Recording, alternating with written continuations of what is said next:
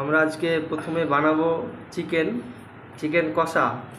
প্রথমে কেটে নিচ্ছি লঙ্কা, তারপর লাগলাম আমরা পেঁয়াজ কাটতে। পেঁয়াজ কাটা হলে যাব আমরা রসুনের দিকে। এবার রসুন বেরানো আমাদের প্রায় এগিয়ে এসছে খুব তাড়াতাড়ি। এবার হচ্ছে আলু কাটা, যেহেতু মাংসতে আলু না দিলে টেস্ট নিয়ে আসাই যাবে না। একদম বাঙালি স্টাইলে রান্না করতে গেলে অবশ্যই আলু দিতেই হবে। প্রথমেই দিয়ে দিলাম আমরা পেঁয়াজ লঙ্কা বিনা তেল ছাড়াই।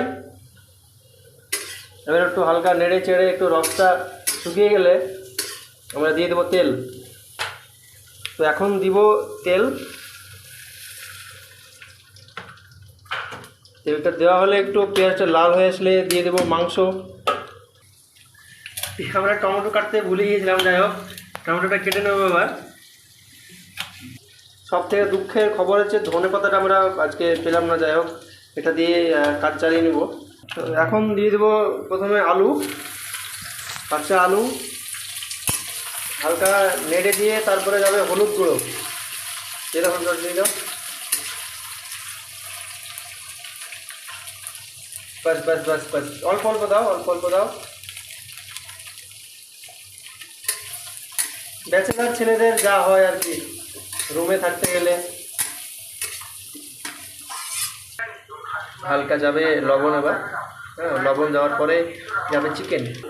এবার চলে গেল রসুন, এবার চলে গেল চিকেন।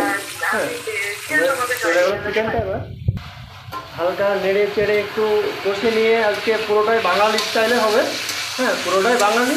চিকেনটা নিয়ে এসেছি লেগ পিস পুরোটাই জমিয়ে খাওয়া দাওয়া হবে। বাঙালিদের খাওয়া দাওয়া ছাড়া কিছু বোঝে না, ওদের মশলাযুক্ত খাবার চাই শুধু, সেটাই হবে আজ। বন্ধুরা মিলে আছি রুমে, প্রায় অনেকটা কষা হয়ে গিয়েছে। মাংস কষা প্রায় অনেকটা এগিয়ে চলে এসছে, মাংস থেকে তেলও বেরিয়ে গিয়েছে। আশেপাশে তাড়াতাড়ি হয়ে যাবে, যা হোক আমাদের খাবার রেডি, খুব শীঘ্রই রেডি হয়ে যাবে। প্রায় অনেকটা চেঞ্জের মুহূর্তে কালারটা আশা করছি হয়ে এসছে। অবশ্যই মাংস পরিমাণটা কম আছে, কারণ আমরা মানুষ আছি দুজন। দুজনের জন্যই আমাদের পরিমাণটা কম অবশ্যই।